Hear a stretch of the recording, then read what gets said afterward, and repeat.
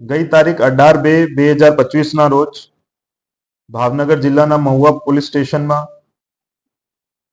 ગેર પરમિટના ગેરકાયદેસર રીતે ભારતીય બનાવટની જે વિદેશી દારૂનું વેચાણ થતું હતું એના વિરુદ્ધ એક સફળ રેડ કરવામાં આવી હતી, જેમાં કુલ 61 લાખનો દારૂનો મુદ્દામાલ સાથે ટોટલ 1,10,00,000નો મુદ્દામાલ પકડવામાં આવ્યા હતા અને 15થી વધારે આરોપીઓ વિરુદ્ધ કાર્યવાહી કરવામાં આવી હતી.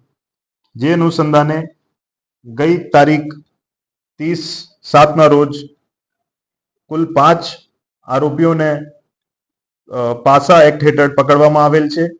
જે આરોપીઓનું નામ છે અશોકભાઈ નાથાભાઈ જોડિયા, રહે મહુવા, એમને વડોદરા મધ્યસ્થ જેલ મોકલવામાં આવ્યું છે.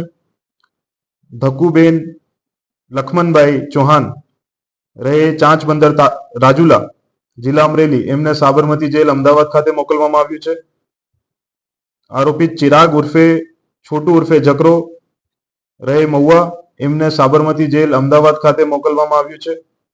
આરોપી કિરણભાઈ દામજીભાઈ ચુડાસમા, રહે મહુવા, એમને રાજકોટ મધ્યસ્થ જેલ ખાતે મોકલવામાં આવ્યું છે.